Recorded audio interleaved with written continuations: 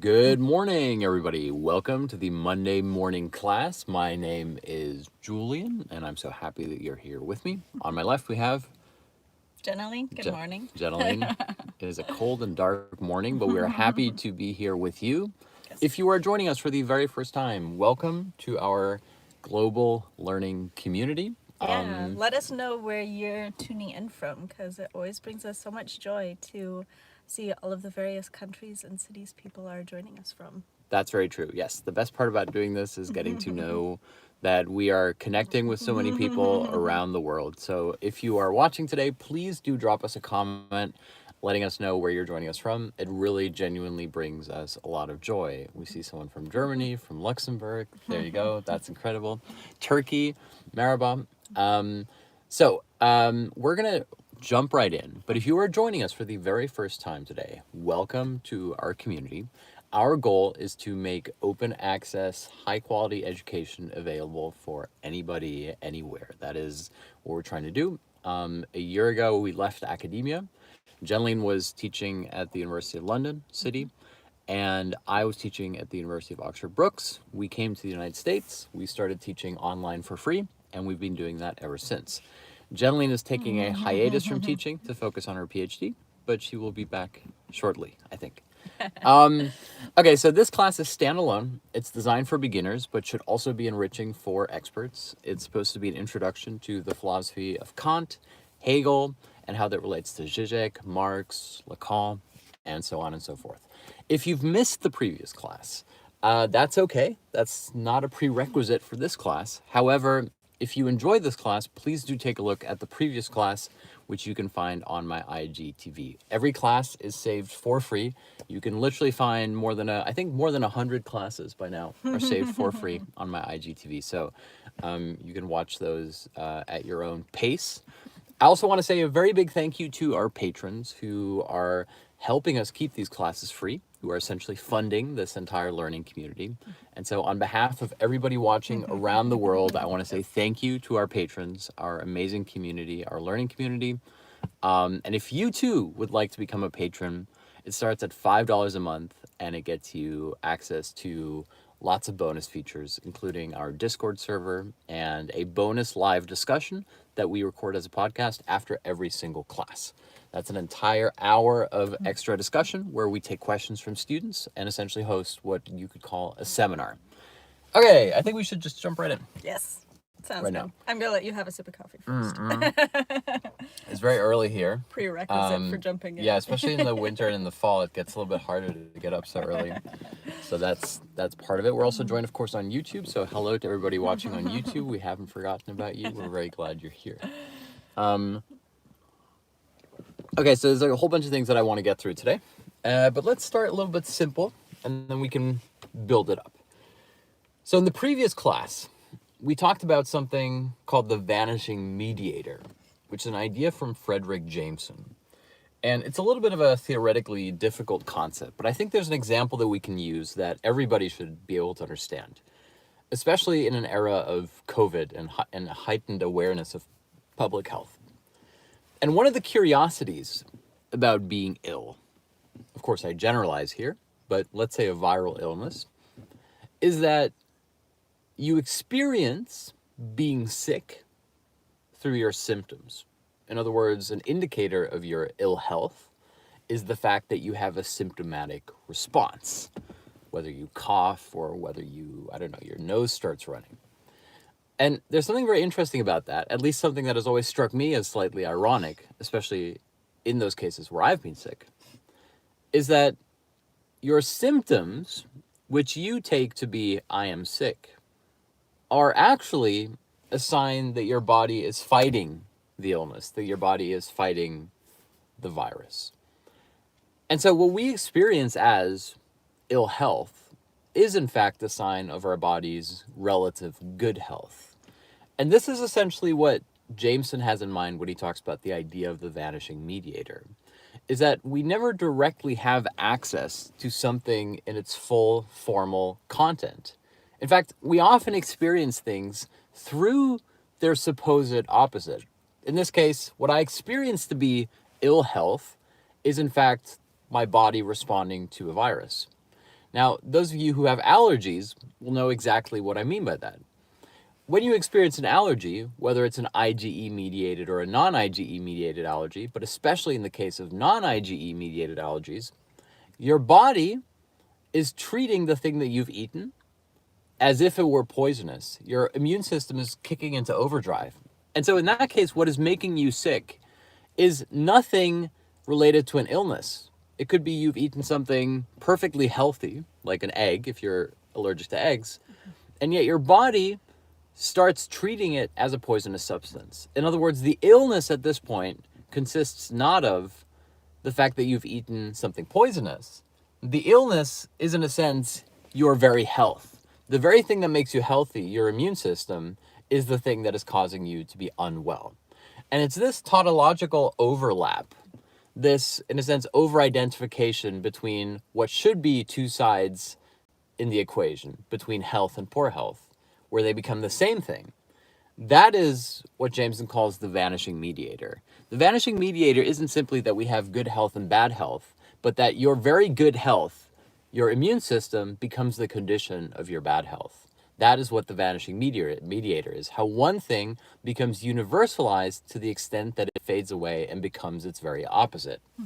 That's maybe not the perfect example, but let's keep it in mind for a moment, because I think that's like a relatively universal experience, I think at least, right? It's very topical. I hope so. Yeah. Now, we can actually see something similar happening when it comes to the idea of the Freudian slip. And as much as there is sort of a general sense of animosity towards Freud, especially in psychological circles, the idea of the Freudian slip has really persisted. It's part of the mainstream vernacular. It's part of the consciousness. But what is a Freudian slip? What do you think of a Freudian slip, by the way? A Freudian slip is when you try to say something innocent or innocuous and instead say something sort of embarrassing or revealing or... Yeah, like a really good... Think of a good example. Well, it's often like usually politicians, right? It'll be something like a politician, someone who's supposed to be very upright, who speaks to everyone, someone you can't even imagine saying a cuss word, and they're giving a speech to their delegates, and then they end up saying something extremely crass and completely out of context, something vulgar. Now, what's really important about the Freudian slip, and I can't stress this enough, is that the Freudian slip is not supposed to describe that what you're really thinking is being revealed. In other words, it's not that the politician gets on stage and what he really wants to say is something really crass. What he really wants to say is, I want to talk about, I don't know, penises, right? That's not the point. It's not that he had an underlying secret that somehow slipped out. The point of the Freudian slip is that there is no secret to the Freudian slip. There is nothing underneath the slip except the fact that he didn't want to slip. So the very fact that you are standing in front of a public and you know that you shouldn't say something vulgar will make you say something vulgar. In other words, the vulgarity of your Freudian slip will not be an indicator of something that was there to begin with. It's an indicator of the fact that you didn't want there to be something underneath. And so what's really important from a philosophical perspective here, if we want to make this not just psychoanalytic, but ontological, is that we're already essentially making the same argument that last week we talked about Hegel making towards Kant. Remember, Kant had the idea that essence was a priori. In other words, that there was a godly substance that human beings could not reach. And that behind human reason, and that behind the internal limits of human reason, which Kant called the antinomies, for example, the antinomy of free will and determinism, behind those antinomies was pure essence, was external reality, was the unreachable, unknowable, transcendental truth, knowledge of which was barred for us. And that idea of the a priori does not exist in the Freudian slip. The Freudian slip says there is no essence behind the slip. There is no underlying transcendental vulgarity behind your slip. Instead, the only thing that exists is the repression of something which was not there in the first place. In other words, the slip is not a reveal of some grand secret. The reveal is symptomatic, which means that the slip has nothing to do with a pre-existing a priori formal content which is being revealed, and has everything to do with the fact that you were trying to suppress the fact that there was nothing to be revealed, which are ontologically two very different things. I feel like Yeah. the Kantian version is increasingly it's become someone saying the quiet part out loud. So, for example, when Republicans have said, you know, if elections were held, you know, without any kind of interference, then we would never win another election. This is an example of there being some form of ontological truth that's like saying the quiet part out loud. It's not that it's trying to mask something. And I think you're really right to say this isn't like a Freudian slip. This is something totally opposite, in a sense. Yeah. What's really interesting about the Freudian slip here is that it tells us something about the symptom. Because if we think about the slip as symptomatic, it means that the symptom is never a revelation. It's never a reveal of some underlying secret. The symptom is always the fact that the only secret that there was that there was no secret. In other words, the only truth of the Freudian slip is the fact that you didn't want to say something vulgar. Mm-hmm. Now let's go away from the Freudian slip for a moment, because we don't want to get too stuck in that imagery. But here we already have something which you could call the difference between Jameson's concept of the vanishing mediator and Slavoj Žižek's concept of parallax gap. And they're both related, but they're quite distinct. Now, what is a parallax gap, according to Slavoj Žižek? Well, this isn't even according to him. This is the actual definition of a parallax. A parallax is when an object appears to have shifted position relative to its background, depending on your point of view. In other words, when you shift your point of view, it appears as if you haven't moved, but it appears as if the object has moved. And if you go to a museum, especially a museum of modern art, you will experience this. You will experience the fact that if you walk around an installation, the installation will appear differently to you from different angles. However, the point is that it shouldn't appear as if you have made a subjective shift. It should appear as if the sculpture has made a subjective shift. And so the parallax gap is always when we take what appears to be an immanent gap, in this case between subject and object, and we actually find them to be mediated. We find that the appearance of the object is itself influenced by the subject. In other words, that the thing being looked at looks differently depending on how it is looked at. Mm-hmm. Now, believe it or not, we're here actually already at the fundamental gesture of all materialism. All materialist hermeneutics, whether it's Marx, whether it's Althusser, whether it's the post-Althusserians, whether it's even the structuralist, whether it's, I don't know, you could even say Derrida's deconstruction.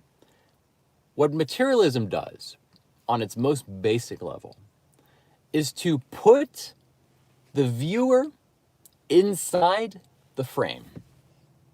To put that differently, to say that you cannot view the frame simply externally to the frame. The frame doesn't exist outside of your experience. You are yourself already in the frame. In other words, the way in which you view something has impact on its material reality. And in a sense, you can already understand why this would be a political argument. Because politics, at the end of the day, is differentiating between the art of the possible and the art of the impossible. And that is a limit that is always shifting. And how does it shift? It shifts by means of what Laclau would call hegemonic universality. It shifts by means of us changing the parameters of what we think can be done. In other words, it's not so much that the conditions in the world change to the point where we realize that we can do something. It's that we do something, which means the conditions of the world end up changing around us. And so the materialist implication of putting yourself in your own frame is also the first step towards an embodied agency or an increased emancipation. The possibility of the subject being complicit in the shaping of the external reality of the object. Now, before we go too fast here, all of this has to take us back to what Hegel does to Kant. Because without Hegel's quote-unquote radicalization of Kant, we wouldn't even be able to get there. Why is that? Well, let's take a step back. Remember, for Kant, the barrier, the insurmountable gap that exists is between the subject and the object. It's between the phenomenological reality, the reality of appearances, and the essence of higher forms of transcendental knowing. And this barrier is presented to us in the impossible object of das Ding an sich, objects around us. In other words, Kant says that objects present almost like a tease, because when we use our reason to ascertain objects, when subjective reason tries to think the objective world, we run into the barrier of the antinomy, behind which lies external reality. And so we can't actually reach transcendental truth or knowing. We can't reach the reflection of the divine because we're using reason. In other words, reason is the very thing that prevents us from uniting with the divine. Now, in last week's class, I was too harsh on Kant because I was implying that Kant did not realize the consequences of this, and that only Hegel saw the consequences, or at least German idealists did, Fichte, Schelling, Hölderlin. This is not entirely true. This is why we have more than one class where we can elaborate. Because Kant was perfectly aware of the, you could say, dialectical consequences of this argument. And here's how Kant puts it. Kant says, what if, hypothetically, mankind did find a way to have access to the transcendental realm? What if man were somehow capable of seeing das Ding an sich? What if man were able to surpass the barrier of the antinomy, to go above and beyond reason, and find the truth behind the antinomies? Kant said that this would be absolutely devastating. Why? Because if you could directly tap in to noumenal reality, you would no longer be man. You would no longer be mankind. Because mankind is the process of not being able to see beyond the reality of appearances. And so even if you tapped into that higher realm, what would happen is that you would actually be stripped of the very thing that makes you human. You would simply become a machine. And so we have this almost like ghost in the machine-like idea that Kant has, which is that if you were to be confronted with essence, then at that very moment, a parallax shift would occur by which you would become the object. You would simply become the automaton. He describes it as a puppet that moves according to the full machinations of essence.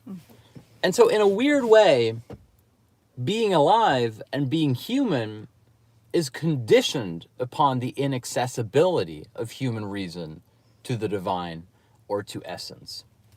Now, here we have the most important distinction between Kant, Hegel, and Zizek. And it has to do with the location of the abyss, the location of the void. For Kant, the void exists behind the world of appearances. The transcendental realm that we can't access is for Kant the void.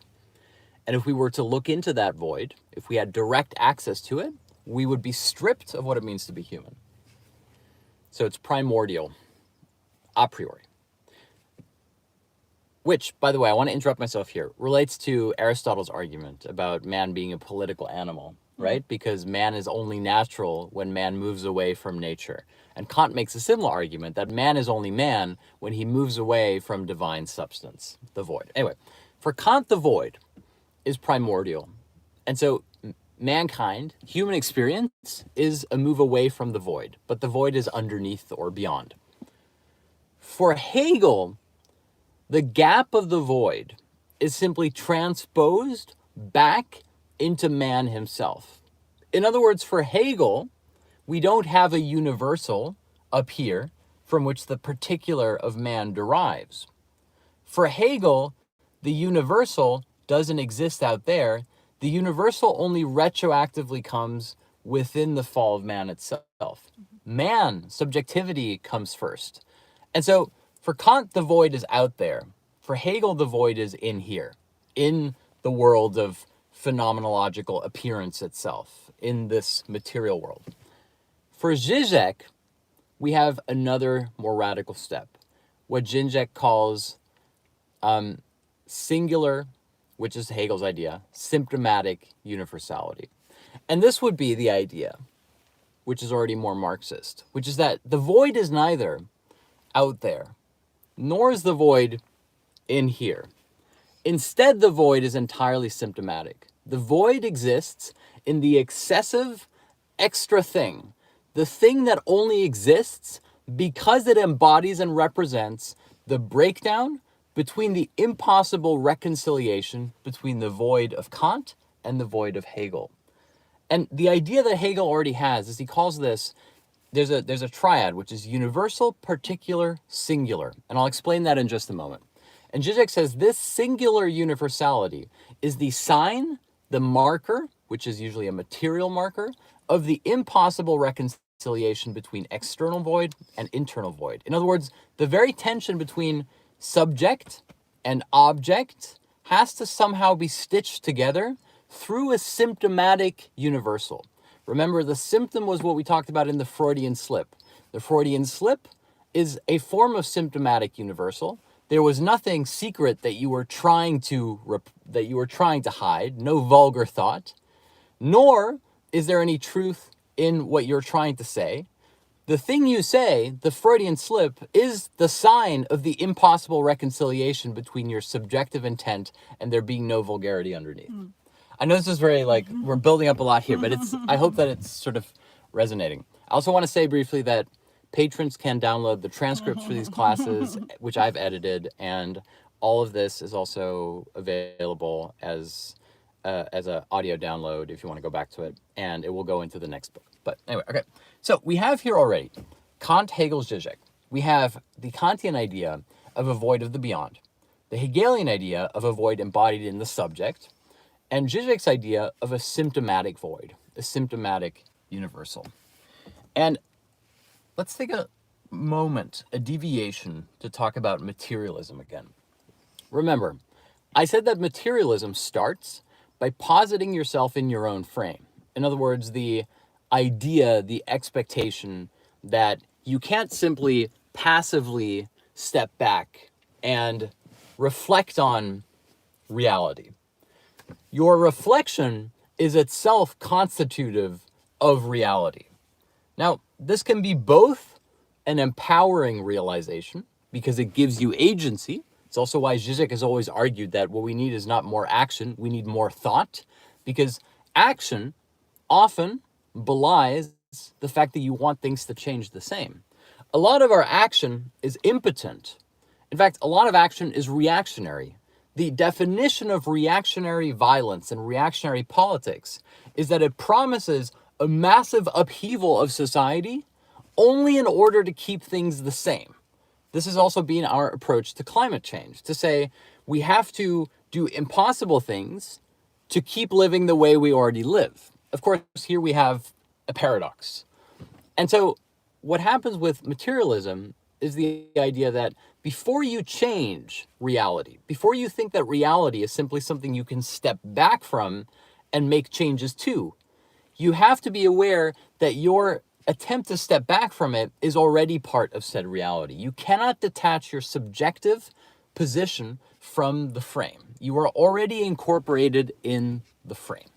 And we'll expand upon that in the following classes, because there's a lot more to be said about that in terms of modern art, in terms of like, I don't know, cinema, other things, but no time for that right now.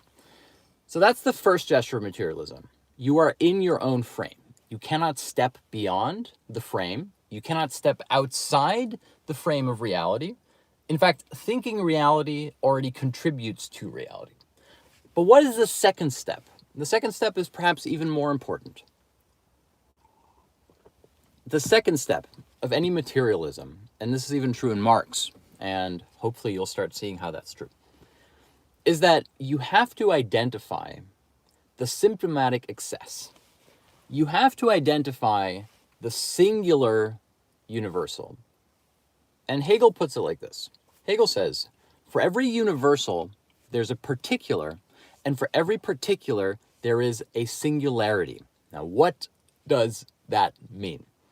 Let's go back to Kant.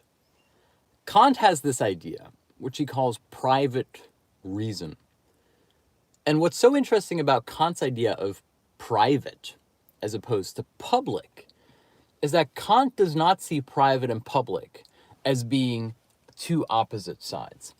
Kant doesn't say public is the collective world. Public is outside, and private is your individuality at home. Kant doesn't believe that at all.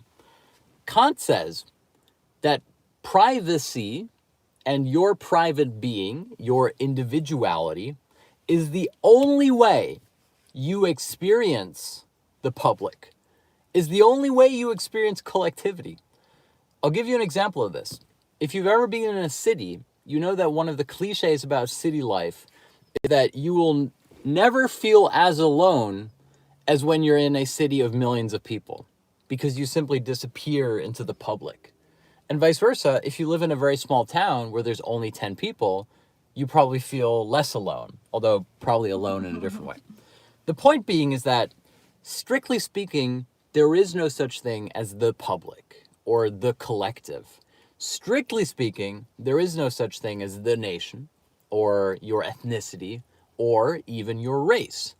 However, before we misunderstand this as Kant being a relativist who says, I am colorblind, Kant says, instead, the only way that you experience the collective aspect, the universal aspect, is through individual experience.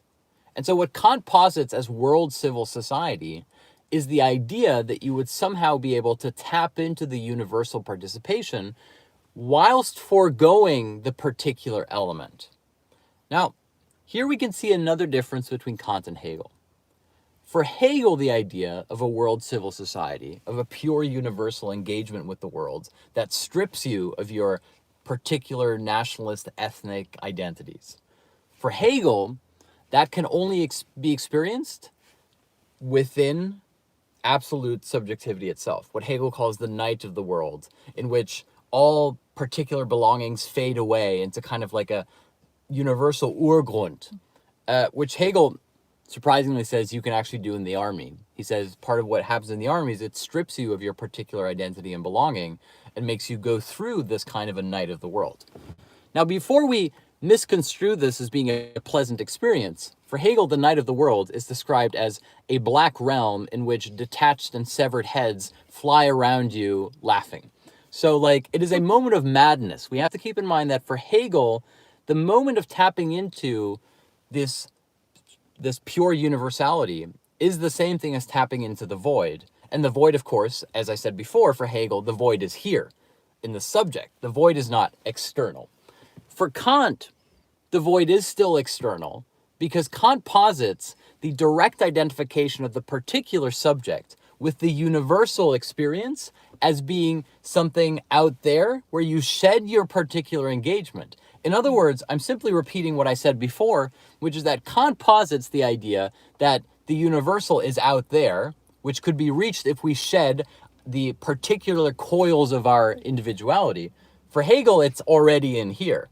In other words, when Kant talks about the universal, he is talking about the void.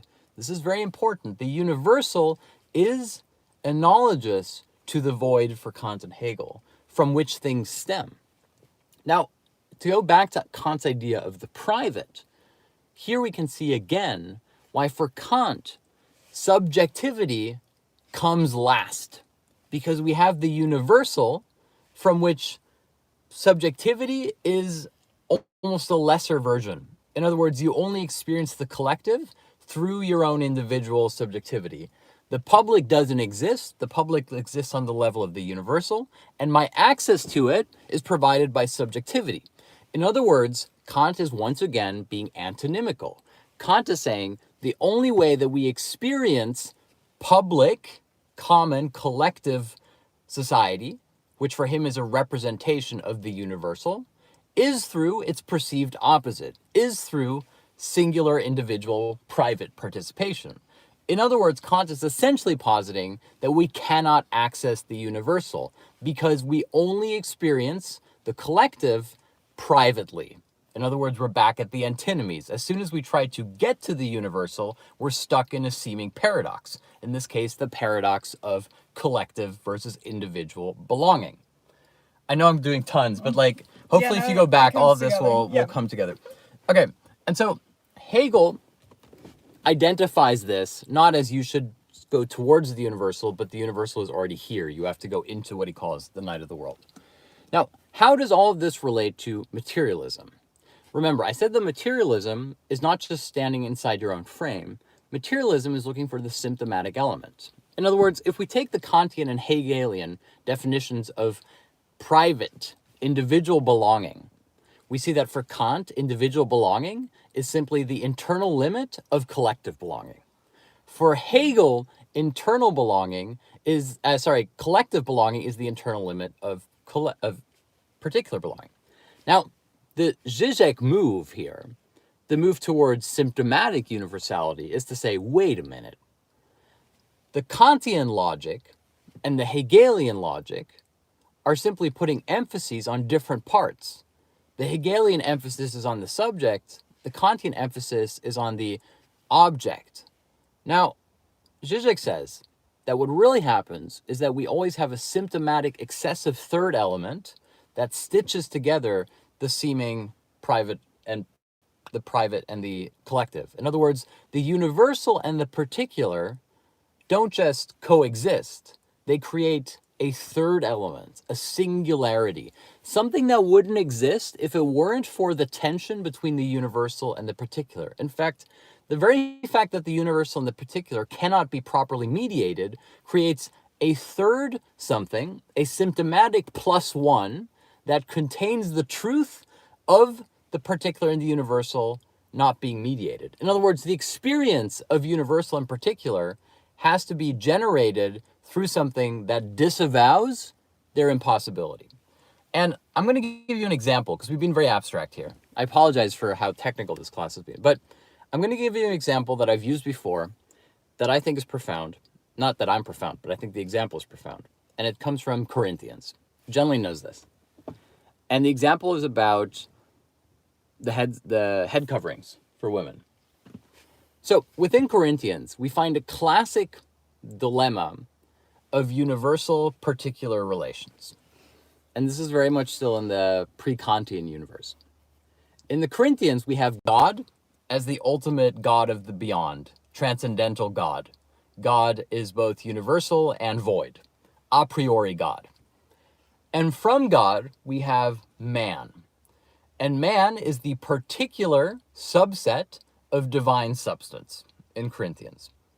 But there's a problem here, a problem which is also its own solution, which is that we also have woman. And in the hierarchy of Corinthians, woman is beneath man. Now, what this means in this sort of classic sexist, traditional hierarchical system is that we have a problem, which is that to all intents and purposes, man and woman look to be equal. However, both of them have to pay tribute to God. The question is this: how does woman, and this is of course extremely sexist, but important, and I'll explain why.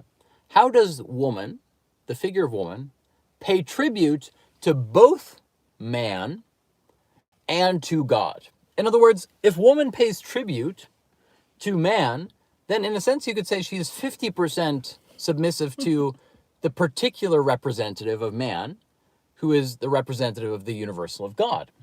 And that doesn't seem satisfying. But woman can't be 30% submissive to man and 30% submissive to God. That would make no sense. How would you even do that? And so woman stands as a seeming impossibility. Woman becomes the marker of the impossible reconciliation between an appropriate relationship between the universal of God and the particular quote unquote representative of God, man on earth. And Corinthians comes up with a very interesting solution, which is that Corinthians says, well, if woman cannot be submissive to both, or if she is submissive to both, it becomes confusing who she is more submissive to, then her submissiveness easily becomes misrepresented or misunderstood. Yeah, exactly, right? Mm-hmm. She's like, what happens in this case is that woman receives a head covering, a scarf, a veil. And the veil is a material marker of the fact that woman cannot be fit into the system. And here's what's super important about this. Here's why we have to make the leap from the Kantian a priori universal to Hegel to the materialist logic. Why? Because this thing, the head covering, which symbolizes the impossibility of fitting woman into the hierarchy, from a materialist perspective, contains the truth of the entire hierarchy. In other words, the radical ontological claim is that there would be no natural hierarchy without this excluded substance. The thing that cannot be properly formalized in the system, in this case woman, is the key, the missing link to the system. In other words, the system wouldn't exist without the supposedly excluded part. And so the truth of the entire impossible mediation between the universal and the particular lies in the excessive symptomatic subject. And every one of those excessive symptomatic points has a material marker. In other words, something that is strictly speaking not of any kind of external reality, pure substance, transcendental thing. And that is in this case the veil. Mm-hmm. The veil is entirely detached from the universal. The veil is a sign of the impossibility of directly reconciling the particular with the universal, and yet the veil, as the material thing that supposedly defies the ontological completeness of the universal, contains the truth of the universal, which is that there was never a universal to begin with. And that is the more radical insight that Hegel has, that also Heidegger has, that then Zizek has, which is that as soon as we identify the symptomatic excess, the symptomatic feature that is the marker of the very failure or impossibility of the universal particular relationship, we realize that there was never a universal to begin with. We realize that the universal was a singular universal that came about through this thing that had to be made impossible. And what's so radical and emancipatory about that is once you realize that the formal content behind the symptomatic excess is empty, then you can change the world. Then you can actually change how you fill in that empty space. Then the universal is no longer determining us. Then we become determinate of the universal. And that is the profoundly radical transformation, the transcendental turn that happens within Kant. It's the fact that what we thought gave life being, which was universal substance, comes to reveal itself as being the exact opposite, that only through subjective, impossible reconciliation with the universal does the universal come into being. And that is a profoundly emancipatory gesture, because it means that if we identify the symptomatic material marker of that impossible reconciliation, if we identify the symptomatic excessive element that indicates the non-existence, the non-all of the primordial universal, then we can change the universal. Then we can change the hegemonic frame through which we experience reality. In other words, subjectivity is taken away from the transcendental beyond and placed squarely back within subjective agency. And so we've solved the problem, in a sense, of the limits of human potential and human agency by placing it squarely back within subjective experience. The irony, of course, being that we don't find it in the direct identification of subject with subject, but specifically in the excessive symptomatic feature that represents the impossibility of reconciling the particular within the universal. I feel like I've made this too hard, but this is like, it's a really important thing. And we're gonna have 10 weeks to like unpack this in like slightly lighter ways. And so what's important here, to go back to the beginning of the class, when we make the transition from the vanishing mediator to the parallax gap, we're also making a transition from a form of almost determinism. The vanishing mediator is something that we don't feel we have control over. The parallax gap suggests that what happens in the process of the vanishing mediator isn't simply that one object goes into another, it's that our subjective position towards this process of mediation itself conditions mediation. And that's a really, really important part. And so the parallax gap for Zizek is simply the process by which what appears as an irreconcilable gap between things, for example, the gap between the universal and the particular, becomes itself transposed into a third option, into a third position, a position that exposes the fact that the universal was never a priori to begin with. And that is the beginning of a materialist hermeneutic. A materialist hermeneutic is, strictly speaking, a continuation of the Kantian logic, because the materialist hermeneutic is always arguing that there is no secret behind the thing except the fact that there is no secret. And so once you know that, you can start looking for the disavowed excessive symptomatic component, which contains the truth of the fact that the universal didn't exist, that there was a disavowed universality. Now, what is the direct leap you can make from Hegel to Marxism is that Marxism says that within capitalist society, we posit a false universal, a false a priori, which is the equation of capitalism, with the natural way of life. And yet we have a symptomatic, excessive, what later would be called the part of no part, which Marx calls the working class, which is not a natural class, but is specifically the disavowed component within the capitalist ideology. Once we find that class, we also find the subjective enunciation of the truth of capitalism. Now, this is also why Marx says that workers shouldn't be looking for more rights or better pay. Workers, once they realize their position, are in a sense already no longer workers. As soon as you've changed the subjective stance towards the noumenal frame, towards the universal frame of capitalism, you've already removed it. And so it's not about making incremental reforms to the universal, it's about achieving a subjective shift that itself will create a shift in the objects around you. In other words, to achieve the parallax gap. And we'll talk about this more in the coming classes, but this is also what happens with the commodity fetish. Remember, for Marx, the commodity fetish, I talked about this a lot in my book, the commodity fetish isn't that we suddenly just imbue objects with magical properties, that we start treating objects as if they were people. It's strictly speaking the other way around. It's that we imbue social relations with objectified value, that we start treating social relations and human beings as if they were valued according to some abstract existing market. And so the process is always the process by which the subjective attitude changes the objective reality away from us.